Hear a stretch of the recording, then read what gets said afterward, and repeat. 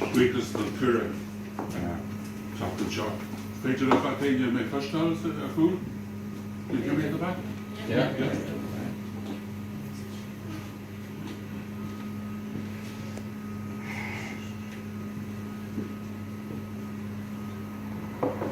So as Tomas said, I got to know when he was in the EPA, the Environmental Protection Organization in Wexford, and he was in charge of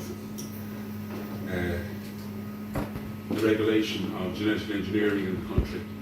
Now that was a field at the time that was just developing, so it's quite a challenge to regulate it.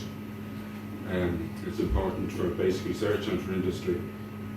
And Tomas did a great job. I think it's a testament to the way he ran things, that Ireland has a reputation for having a regulatory system in this area that's very thorough but also very quick.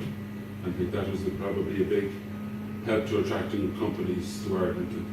You know, this whole sector is a big employer now, and Tom played no small part in that. Tom, maybe at the question session, will also tell you about the history of our golfing together, which is summarised by saying I don't play golf. So when this talk arose was, I just sent a text to Tom to say, you're down in Ackle the first 2 weeks in August, was he around to meet for a cup of coffee? And Tom texted back and said, will you give a talk? And I said, on what? And he said, on cancer. And my initial reaction was that wasn't a fun topic for a summer school or a festival. The potential for one-liners is quite limited. And yeah, I wasn't too enthusiastic about doing it. And then I thought that over the years, it's been helpful to various people that don't have a background in science and medicine, that have asked me about when they or some of their family have problems. It seems to have been a help to them to get a bit more knowledge. So I thought in that context that I'd go ahead. Now, of course, I didn't know who the audience would be, so I don't know if I pitched it right. I've tried to assume not much background knowledge.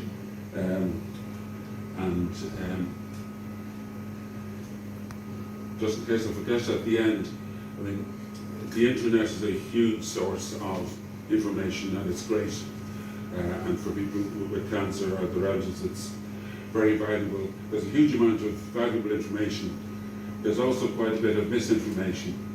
So I have a handout for afterwards. Don't let me forget to give it around to us, with some websites that are reliable, so that if you do find something in a Google search, you might check it out with some of the more reliable ones. And certainly not, these aren't all the reliable websites, but there's some of them. So, okay, what I hope to do this evening then, and again apologies to the scientists and medics present, and I hope to try to give people the basic concepts and the vocabulary that they can do Google searches with a little bit of confidence. Then I want to talk a little bit about the causes of cancer, and maybe how people can weight the dice in their favour by lifestyle choices. I'll do a little bit of basic science then, because when I come on to do a quick overview of treatment of cancer, and particularly the modern recent developments, you need to have some basic concepts.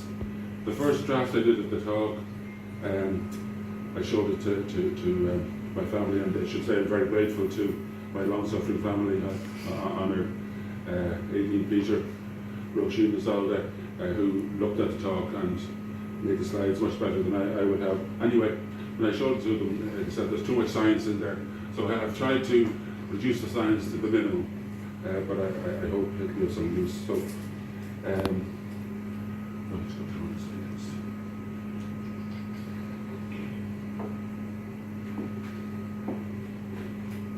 So that's my email, and if anybody has any questions that I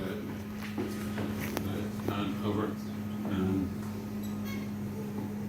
the question session, feel free to email me, or in the future. If I don't know the answer, I'll try to find somebody who does, and if I can't do that, I won't pretend. So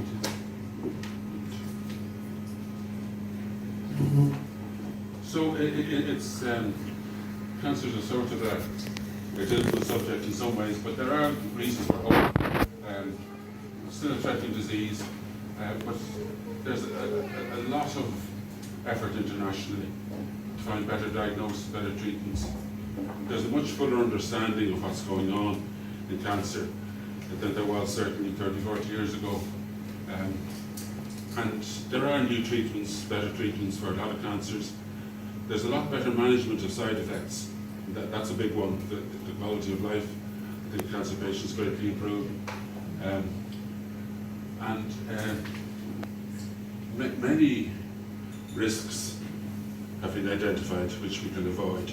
So, all in all, there is reason to hope. Just say a little bit as well about, in a minute, about the person rather than the disease. Sorry, as I move a little bit back and forward, can you still hear me if I'm not at the microphone? Is that bad? You can't see the screen. The screen, yeah. Can't see the screen. Yeah. So if I do this, Very good. is that better? I'll stay here. Is that okay? Yeah. Maybe a little bit more to your left. A little bit more. Move a little bit Yeah, more. is that okay? Yeah. So, one book I have on cancer divides into cancer, disease of genes, disease of cells, disease of organs, and disease of people.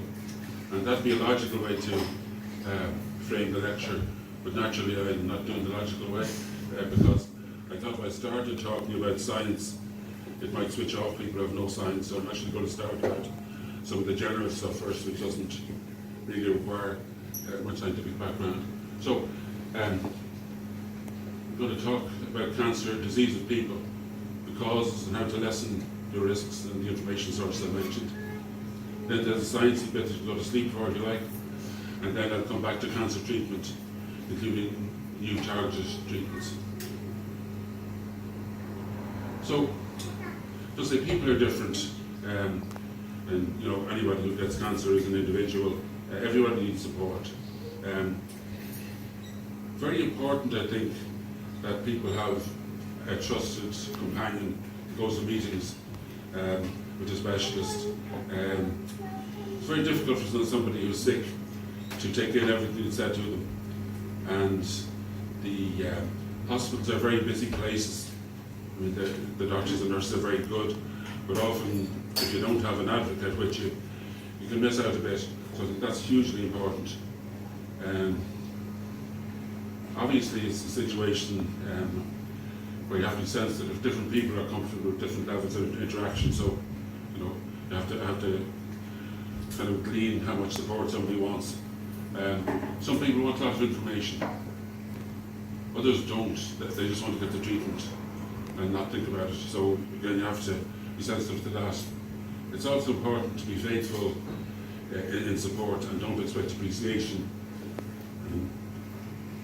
When somebody is very sick, very often they can't show that appreciation. And just another unscientific point that I want to make, you sometimes read about, you know, wasn't X great, he or she fought their cancer and they won. I don't believe that's true. I mean, it's great if somebody has a positive attitude, and that helps. That's their life anyway. It's good to be hopeful, good to be optimistic. However, if somebody is very sick, you know, they just can't. So, and sometimes I think people might feel a bit guilted that they're not making the big effort to fight cancer, and you know, important thing to remember. If somebody does have that get up and go, they're probably not as sick as some of the people who just can't. So it's not really a choice. So what causes cancer? There are a lot of things. I'll go into some of them in detail, but there's been a lot of research about this, and a lot of observation, a lot of learning by trial and error. So we'll talk about some of them in detail. However, the cause of a specific cancer is almost never known. I mean, perhaps if you take something like the atomic bombs in Hiroshima and Nagasaki, the people who got leukemia in the following few years, probably pretty sure that most of them were results of radiation, although there would have been some got leukemia anyway. But in general, we don't know what causes a particular cancer. There's a certain amount of randomness in it, and because mutation of DNA, which I'll talk more detail about later, is certainly a big part of it, and that's random. So for somebody with cancer, there's never a case for blame or fault. It doesn't matter how many cigarettes they smoked. That we all know people who smoke 40 cigarettes a day and live to be 90, and we know people who never smoked in their lives and get lung cancer at 40. However, and this is different, you can't improve the odds. No point in blaming anybody who has cancer, that they might have done something different, but particularly for younger people, there are ways of giving yourself a better chance of not getting cancer.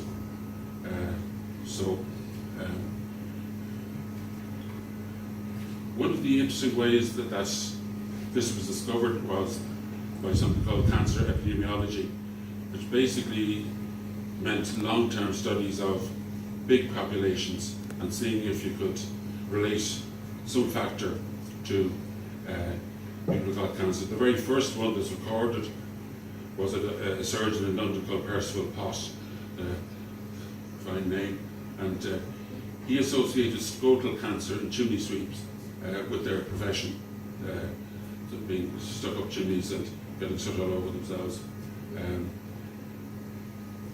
In Central Europe, the uranium miners in Czechoslovakia, way before it was understood about mutation or anything else, they had high rates of cancer. Nobody knew why, but it was associated with their profession.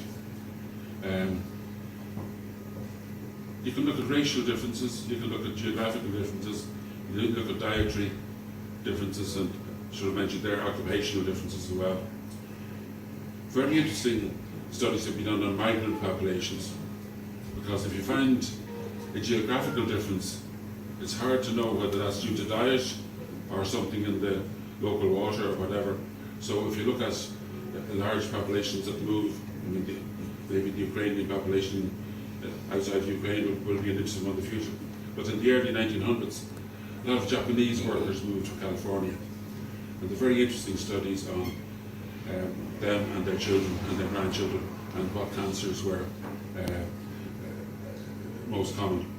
And so, some of them stayed with those populations, which were probably genetically determined. Others changed with diet and things like that. So there's an awful lot to be found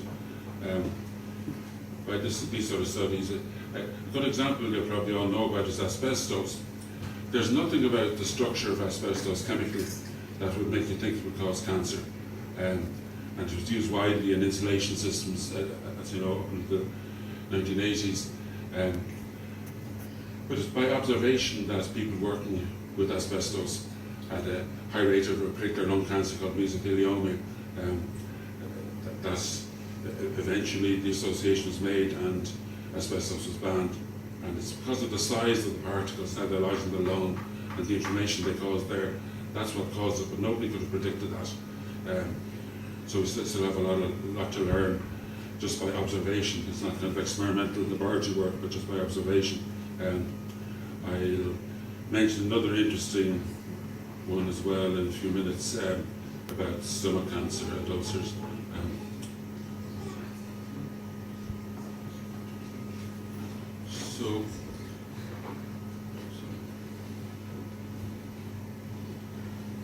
So really what's most interesting here is not just the cause, because for example, you know, if you have a genetic predisposition, you can't do anything about that, but you can modify your risk in a number of ways.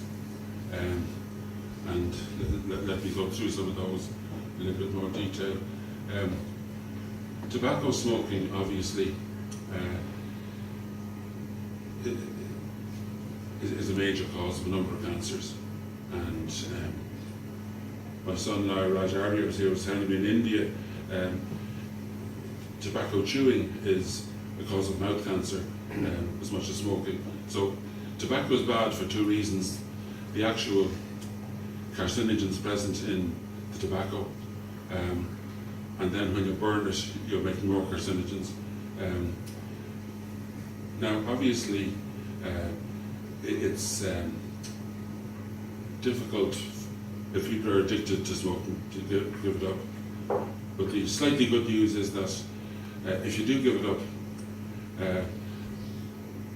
you know, every year not smoking counts against your risk. So it's not that all the damage is done. That's number one. And number two is the less you smoke, the lower the risk. So, although I suppose with addictions, the general thinking is you probably have to make a clean break. And of course, heavy smoking doesn't mean that you will get cancer. It just means you have a higher risk. So, you know, some people just can't give up, and there's no point in making them feel guilty. I suppose what's a bigger challenge is how do you stop the next generation smoking? And there isn't any easy answer, because probably the most effective way to ensure they do smoke is to tell them not to smoke. But I suppose a combination of example and reinforcement. The international tobacco industry has a lot to answer for, though, because they're still pushing smoking very much in developing countries. So you're bringing a whole new range of addicts into developing countries, which is terrible. You know, there might be some excuse 50 years ago that it wasn't fully known, but there's no doubt now. And it's disappointing that the international agencies are not doing more to stop that. There's obviously huge money behind the industry, but it really is. I just talk after that about vaping because it's sort of related. I don't know a lot about vaping, so I asked an expert and ahead of this talk did a bit of reading. And just say a few things about that, because it's quite popular in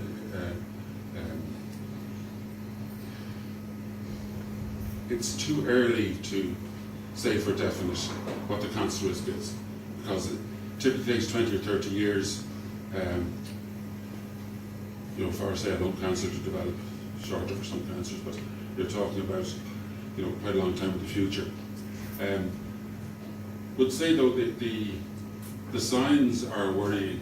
There have been some chemicals found in the vapor that are known to cause cancer. There definitely are cardiovascular effects demonstrated already. There is no proof that they can cause cancer, but they do cause some of the inflammatory reactions in the lung, which are also caused by tobacco smoke. So they're certainly not, e-cigarettes, they're not a benign replacement for cigarettes. Maybe they'll turn out to be less harmful, because tobacco seems to be particularly bad, but certainly not to be encouraged. It's good that they're trying to reduce or ban the sale to younger people.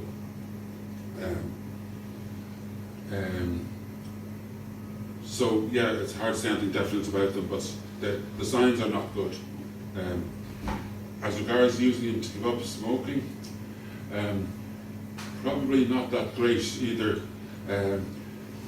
They have been shown some studies to be a bit more effective than the patch and other things like that, but then if you look 1 year on and see what people are doing, they've either gone back on smoking or they're using the e-cigarettes still. So, because of course there's nicotine in those, the addiction is still there. So Alcohol, I hesitate in this, of course, premises to talk about alcohol, but what can I do? I'm sure No closer, bloody papa, yeah. maybe kicked out.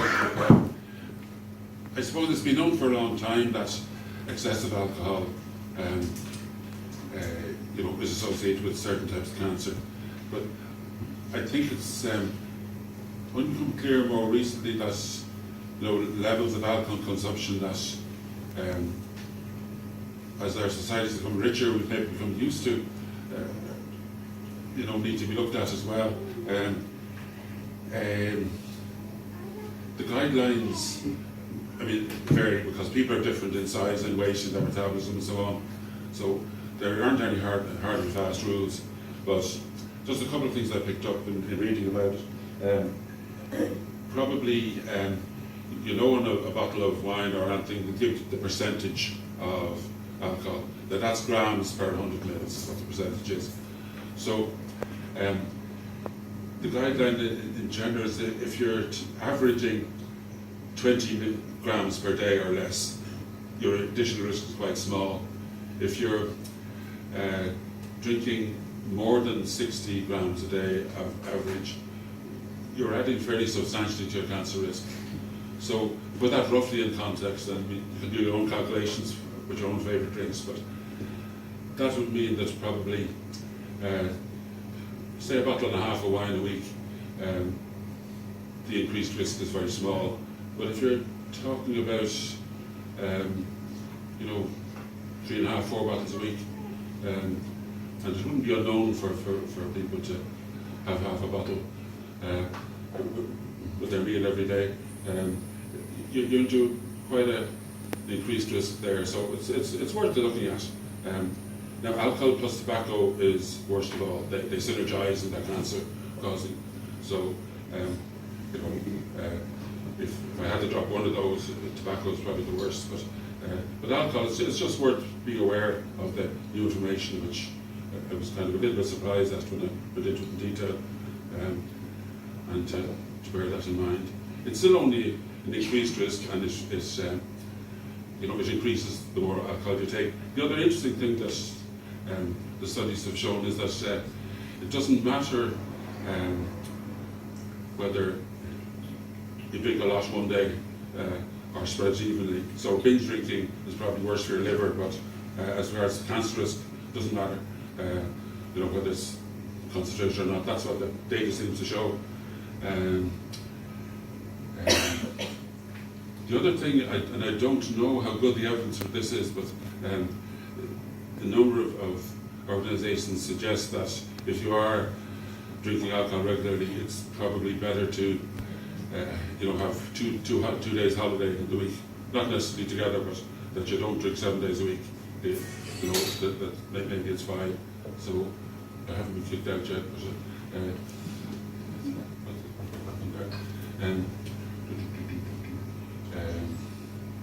so radon, again, probably most of you know about it, but it's not much talked about of late, and I don't know why. Maybe it's less of a problem, but I don't see why that should be. Radon is a radioactive gas, and it's a breakdown part of uranium, which is in the soil at different levels in different parts of the country. And it seeps from the foundations into your house. And if your house isn't very windy, if it's well insulated, the concentration builds up. And particularly now, as there's so much emphasis on having good insulation, energy conservation, it might be a problem that will become important again. The EPA have a very good part of their website where you can put in your air code for your house, and they will tell you what the likelihood that you have a problem in that part of the country is. They'll tell you whether your house has a 1 in 10 chance or a 1 in 40 chance or whatever. And again, sorry if people know this already, but the number of companies that will send you a monitor in the post, it's fairly cheap, and just leave it for a certain number of weeks in the house and send it back to them. They'll tell you whether you have a problem or not. And as I understand it, fixing the problem is not terribly difficult and not terribly expensive. So if something you haven't done, it might be no harm to consider doing it. I had a look at the map of ACL for the talk, and there are some high risk and low risk areas. So possibly the high risk areas on top of the Milan cliffs, and so maybe no worry to anybody, but just it's what we're.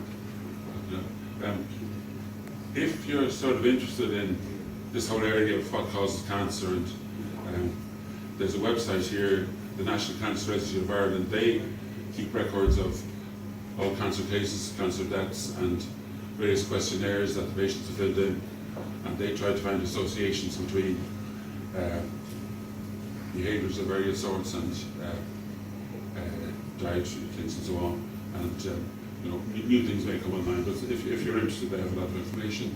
Skin cancer, you probably all know about protecting your skin. The Irish and Scottish skins have been particularly susceptible. Now, most skin cancers are not a problem. They can be removed very quickly by surgery, and as long as you don't let them kind of grow for 20 years, they won't generally do much damage. Melanoma is different, and that's quite serious. That is a cancer of the melanocytes, the cells that are involved in tanning, and part of their job is to travel around, if necessary, in the skin. So the cancers derived from them can spread very rapidly as well. I have a website there, skincancer.org, and /melanoma. Probably good to look at that. It shows you what melanomas would look like, and it is probably worthwhile occasionally having a look, or getting somebody to have a look for you. And obviously the next step would you go to GP if you're worried, but there are some particular characteristics you can see looking at your skin, see if they're melanoma. Viruses and cancer, there are some viruses that can cause cancer. I'm very rapid through, but probably the one that you can do most about, or that society can do most about at the moment, is HPV for cancer of the cervix. Viruses seem to cause cancer mainly by causing inflammation, and in combination with other things, common cancer. So the evidence for in favour of HPV vaccination for both girls and boys is very strong, but the uptake has disimproved in the country, and that's a worry, because it's only if a certain high percentage of the population is immunised that the virus will actually stop circulating in the population. This one just by Epstein-Barr virus, which causes glandular fever. It's very strange, not fully understood, and something to do with, I'd say, the immune system. But that same virus causes a cancer called Burkitt's lymphoma. Interesting thing. Stomach ulcers and gastritis were believed for a long time to be caused by too much acid in the stomach and by stress, and they were treated by antacids and by surgery. And often people with ulcers had very radical surgery and didn't generally cure it. But there were a few researchers in the States that formed the opinion that it was due to bacterial infection, and nobody believed them. But they went ahead, and after a lot of trouble, they isolated these small bacteria from around from the stomachs of people with gastritis, and but people still didn't really believe them. So one of the younger researchers decided to drink some of the bacteria and see if he got an ulcer. And we're talking now in the early 1980s, would have been considered totally unethical, but anyway, he did get an ulcer, and now generally accepted you can treat this with antibiotics, no surgery, no antacids. And very important in the developing world especially, that bacterium is endemic, and long-term growth of the bacteria in the stomach can cause stomach cancer. So by eliminating the infection, with antibiotics, you can stop the later occurrence of stomach cancer. So it just shows more and more being found out gradually. And no doubt there are other stories like that. So infections can be involved in cancer. They're not kind of the predominant cause, but certainly they can be involved. So I've managed to destroy the whole audiovisual system, but I want to show you a picture of what a cell looks like. So this is the science part for going to the treatment. And hopefully I'll show you. But anyway, for those of you who don't know, our bodies are made up of cells, an awful lot of cells, 30 billion or something like that. They're very small, but they're not so small that you can't really picture them. If you remember back to your school days and the ruler, and the smallest little division on that is a millimetre. Well, a cell diameter would be about 100 parts of that. So you couldn't see it with the naked eye, but with a small microscope you could. So, I mean, fundamentally what happens in cancer is that one of the cells goes rogue. It's not playing for the team anymore, it just wants to divide. And I suppose it's not surprising that things go wrong sometimes. What's surprising is so much goes right when you consider that, you know, we all started as a single cell and then turned into 30 billion cells. So not surprising that occasionally things go wrong, and that's the fundamental problem in cancer, that the cell starts to divide when it shouldn't. So the other thing that we need to know a little bit about is molecules and atoms, and most of you do, for those who don't. So there are only 114 types of atoms known in the universe, not just in Earth. And you know, we model them as little balls like this. This is the simplest one. This H2O, with 2 hydrogens and an oxygen. And I could pass it around, mind you don't spill it. And in a cup of water, there's something. So here we get to something that we can't visualize. In a cup of water, you have something like 10 to 24 molecules of water. Now, that is a million by a million by a million by a million. So that's 1 with 24 noughts after it. It's kind of a number we can't actually, I think, take on board. But the science tells us that that's it. Now, water is a fairly boring molecule, but the interesting molecules in the cell are ones that contain information. So we have DNA, which is the blueprint, this, you know, the book that we each have inherent in ourselves that determines everything that we can do. Now, different parts of the book, different chapters are read in different tissues, so the part that's read in your skin cells or your brain is completely different. But overall, that's the book of life. And the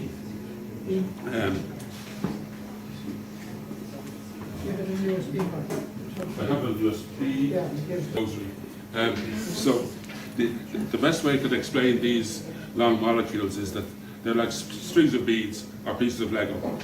So they're made up of subunits, each a different colour. Proteins are the things that do all the work in cells, and there are 20 different colour beads there. So thinking about that quickly, and a typical protein might have 100 beads or 200 beads.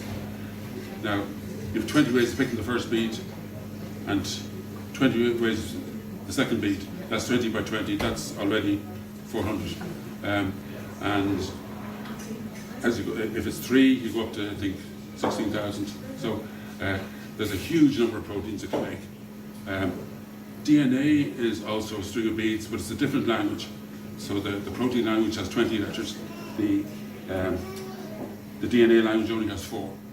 And this is just an example of, this is one of the amino acids, one of the 20 letters in the protein code. Just gives you an idea that it's much bigger than water. If you want to pass it down. You can imagine these all in one long string, maybe 200, 300 of them is your protein, and they're coded for by DNA. Now, if you're really feeling like punishment, we can talk in the question session about how a language with 4 letters, which is DNA, is translated to language with 20 letters, which is protein. But you're talking very much like a language. Sorry about that. We were going into the laboratory, and we have been stained with a fluorescent stain around the edge. That's the cell membrane, which we'll come back to later. Forget about viruses. Okay, I want to come on to DNA, and sorry, I'll accelerate a bit, going on too long. Tomas, am I going on far too long? We okay for now, but this right here at this age. Will you blow the whistle? And I wouldn't like to stop the ladies from playing their cards. I won't go near half 8. So DNA has to have 2 properties, okay? It must carry information, so it has to be readable like a language, as I was saying, because it's going to say what proteins you can make. It also must be able to copy itself. So just briefly, DNA has 4 letters in this language, and exists in long strings of beads, but 2, like rosy beads, 2 side by side round about each other. Now, how does it copy itself? Well, the cell has rules. If there's an A, so if the cell wants to divide, it splits the 2 strands apart and makes new strands beside them. And wherever there's an A, it puts a T on the new strand. Wherever there's a T, it puts an A. Wherever there's a C, it puts a G. And wherever there's a C, it puts a G. So basically, the 2 strands are complementary. So written into the structure of DNA is the ability to copy itself. So that's how life is passed on from one generation to the next. And separately, I won't talk about how the languages are, how it's translated into protein language. And this is why it's relevant to cancer. Mutations are when a mistake is made. It's not surprising mistakes are made, because I think on the next slide, every time a cell divides, it has to make a faithful copy of all its DNA, and you've got that many cells in the body. If you unwound DNA in one of your cells, it should be 2 meters long. But if you took the DNA from all your cells and put them back to back, they would go to the moon and back 2,100 times. Now, why you'd want to do that, I don't know, but that's what the mathematics tells you. So it's kind of not that surprising when you consider it has to be unwound and copied, that there's sometimes mistakes. And there are proofreading and repair systems, but some mistakes still get through. Okay, so cancer is a multi-step progression, gradually getting independent from outside growth signals, cells growing when they shouldn't be. I'll say more about that. They also escape mortality. Cancer cells can go on forever, but normal cells are programmed to die. When a tumour starts, it's usually called a primary tumour, or a benign tumour, often surrounded by a capsule. If it's removed by surgery, completely removed. Then it starts, it can progress with more mutations to local invasion. And here's the thing with treating cancer. It's not like treating an infection, where it's a foreign invader. It's part of your own body. And everything cancer does is something that some cell in the body at some time did otherwise. So the early embryo has to invade to attach in the womb. So it's kind of going back to that stage. And then, after that, it can what's called metastasize. It's a Greek word, metastasis, stand in many places. So some cancer cells go off to the bloodstream and another circulation system called the lymphatic system, which I can talk about in questions if you don't know what it is, and lodge in other tissues. And that's what often makes cancer so hard to treat, It's not just the initial primary tumour. So cancer treatment. There are a number of things, and often they're done in different orders. So I just want to give you the basic vocabulary. There's surgery, radiotherapy, chemotherapy, immunotherapy. There's diet and there's prayer, I'll talk about quickly, and alternative treatments. Before I get on to the scientific ones, diet, a good diet is always valuable, and to avoid things that might give you cancer. And however, for people with cancer, good diet is important to keep them healthy, but in general, although there have been some false starts, none of the dietary cures have really worked out. There was a lot of people who were pushing vitamin C, for example, and mega dose vitamin C hasn't really worked. What about prayer? I suppose, when any of us is seriously ill, or one of our friends or relations is seriously ill, we would like to believe there's somebody in charge of the shop that we can appeal to for help. So I would say, prayer, it gives people comfort. It can only be good. Maybe miracles happen. That's not for science to comment on anyway, so I'd be just your average pub inhabitant sitting on that, still giving an opinion on that. I mean, science can't answer the big questions like, is there a God? What's the purpose of life? Will Mayo win the All-Ireland ever again? They're all outside the realm of science. So it's, as prayer, it can be important for people if it helps them. What probably wouldn't be desirable is if people resort to prayer or indeed alternative treatments instead of listening to medical pressure. So I think that's important, but by all means, if it helps, why not? Alternative treatments, big topic, haven't time to talk about, but just beware of high cost unproven clinics.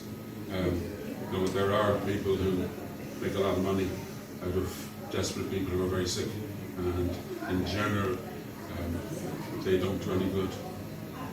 Surgery, where a tumour is localised, very effective if you can get the cancer away. I mentioned margins, very important that if the cancer has invaded, that the surgeon gets all the margins out, and they often look at things like lymph nodes as well, which I can talk about in the discussion if you like, to see if it has spread into the lymphatic system. Traditional chemotherapy drugs, they have a selective effect on dividing cells. Chemotherapy really started in a strange way. In 1943, the American fleet was docked in Bari in Italy, and in World War II, all of the armies brought chemical weapons with them to the war front because they were afraid somebody else would use them. They had done terrible damage in World War I. As it turned out, nobody used them, but they were there. And the Luftwaffe bombed the American fleet, and they bombed the ship with a load of these chemical weapons in them. And the doctors who were treating the sailors afterwards noticed that a lot of them developed very severe anemia. Their white cell count went way down, and they got the idea maybe these chemicals could be used to kill leukemia cells if you have this specific effect. Now, you don't want to treat people with chemical weapons, but they immediately, or over a period, found safer versions of chemical weapons. So traditional chemotherapy is basically drugs. Some of them found just by trial and error, some of them actually designed for a purpose. They stop cells dividing at various stages of the cell division cycle, which there isn't time to go into the exact stages, but they're very good, very effective to use. They tend to have side effects though, and the clinicians have got much better at judging those side effects and knowing when to give people holidays in chemotherapy. But normal dividing cells like blood cells, skin cells, intestinal cells will all be hit by these as well. Radiotherapy, radiation can cause cancer at low doses, but at high doses it can kill cancer cells. And there have been huge advances here, so it's one of the areas I think that there have been great advances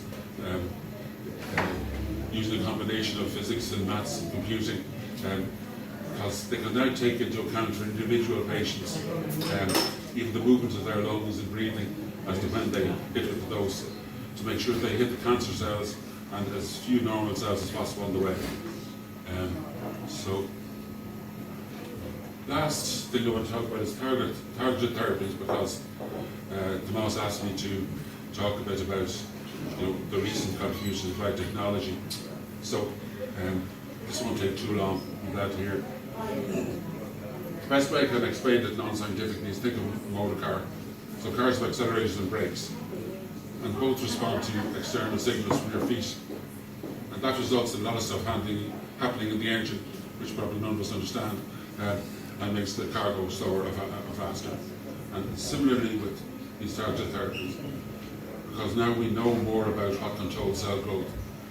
So cell growth and division, it depends on chemical signals in the blood. And these signals, if they're proteins, they interact with what are called receptors, which are big proteins spanning the cell membrane. They send a signal to the inside of the cell to start a series of biochemical steps that result in faster growth. So they're like an accelerator. Or if you block these, it's like a brake. If the signals are the sex hormones, they actually go to the receptors inside the cell, but that's a detail, an important detail. In different cancers, different mutations, different changes in the DNA cause the accelerator to break, valves to go wrong.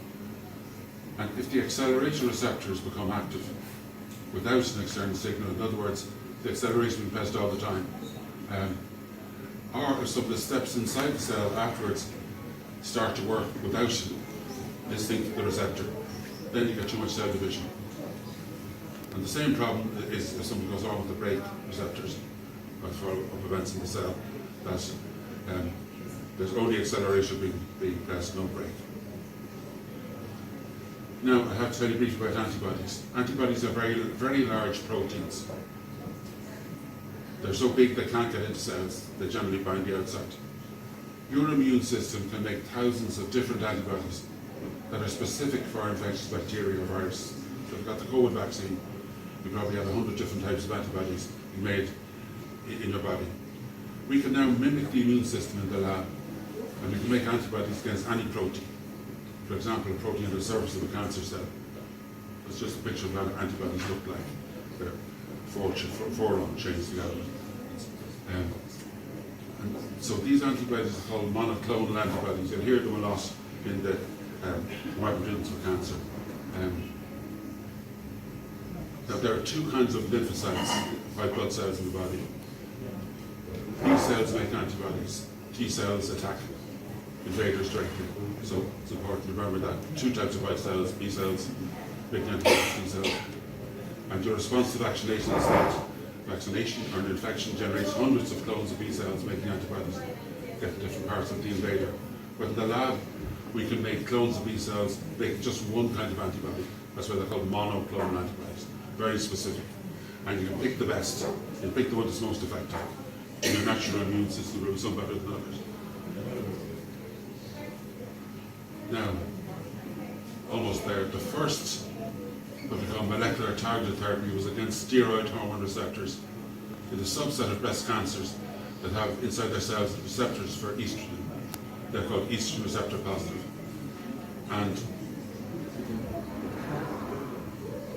chemists designed different anti-estrogens, things that would block estrogen binding to the estrogen receptor, and also another class of inhibitors which stops the body from making estrogens.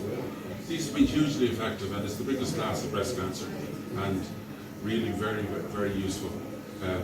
Now, there are side effects like osteoporosis, so You have to, and again, this is what doctors have learned by trial and error, but now we're able to control a lot of these. So that's the first set of targeted therapy. Oncogenes are genes which promote unregulated growth in cancer. So they're mutated genes that jam the accelerator on. And one of the most exciting ones is there's a receptor called ERB2 or HER2, and the cells make too many of these particular receptors on the cell membrane. So it's like a car with 20 accelerators and 20 drivers, and it was the worst kind of breast cancer. About 20 years ago, 25 years ago, a company in California and some researchers and medics made a monoclonal antibody to block it. One of its names is Herceptin, trastuzumab is another one. And the antibody just blocks the acceleration. Don't mind the details of the picture, but that's the ERB2, that's a receptor spanning the cell membrane. On the top of the slide, that's where the outside signal hits the receptor and causes all these many steps inside the cell, resulting in cell division. The antibody just comes along to the top of the slide and stops the signals from binding the receptor, so the accelerators no longer work. And that's been hugely effective. Tumor suppressor genes normally work to slow down the cells, they're the brakes. If they're mutated, they no longer perform this function effectively. The brakes aren't working. And this is almost the last thing I'm going to say, because this is probably of interest and some will know about it. This is an example of hereditary cancer. The BRCA1 and BRCA2 genes, they code for enzymes, for proteins that repair DNA. And you could inherit a mutated gene from either parent where the repair enzyme isn't made. Now you have two copies of every gene, one from your mother and your father. So fair enough if that's okay. If one is working, that's okay, one not working. However, if a cell, say in the breast, gets a second mutation in that, in the good gene, then the repair system stops, and a lot of other mutations that cause cancer are not corrected. So it's a small percentage of the population, but they have a high incidence of breast and ovarian cancer. And you have the options of just being screened very often, or surgery to remove the tissue, like if you're in danger of getting breast cancer, so some people choose to get the breast removed. But it's one of the reasons that family histories are quite important to know in relation to your risk of cancer and what surveillance you need. Clinical trials, just to say very briefly, there's a website there, there's an Irish organisation that does clinical trials. They're a great way forward for cancer treatment because you have to try in patients. They're actually of benefit to the cancer patient because they're very carefully monitored in the hospital, maybe more so than other patients. However, there can be downsides. There's more monitoring, more hospital visits. So if you're near a big centre, it's easy. If you're in Achill and have to travel to Galway every time they want a blood sample, you have to judge for yourself. But in general, it's something that I think is worth considering because you're contributing to the forwarding of knowledge, and you're probably getting much more careful surveillance than you would when it's possible to normally. Tumour markers, they're useful for early detection. The prostate, silicon PSA for men, and the CA153 for breast cancer, but they are non-invasive, just come out of a blood sample, but they're not perfect. There's still a lot to be done in that area. The very last thing I'm going to say is immunotherapy, because this is the latest sort of area of development, and it just takes me a minute, to explain it. And it's using the immune system to fight cancer. So it seems like sometimes, we don't know how often, but sometimes our immune system recognizes cancer cells as foreign. Normally it doesn't, because it's part of our body and doesn't see it, the immune system doesn't see it as foreign. But sometimes it does. And these T lymphocytes, the other type of white blood cells, are primed to kill the cancer.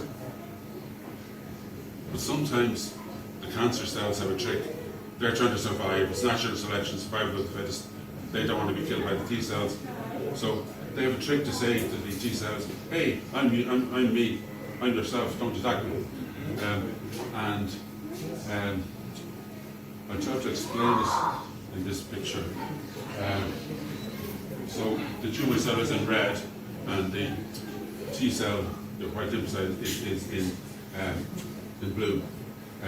The lymphocyte, if you look at its upper arm, it has recognized the cancer cell foreign, and it's bound, and it's about to kill the cancer cell. But the cancer cell produces a second arm, this protein called PD-L1, and that's recognized on the T cell, and the T cell thinks, oh, I made a mistake. This is not a threat. This is myself, and therefore the immune attack is ineffective. So what the later treatments do is they've made a monoclonal antibody against either the PD-L1, that's the arm on the tumor cell, or the PD-1, which is the arm on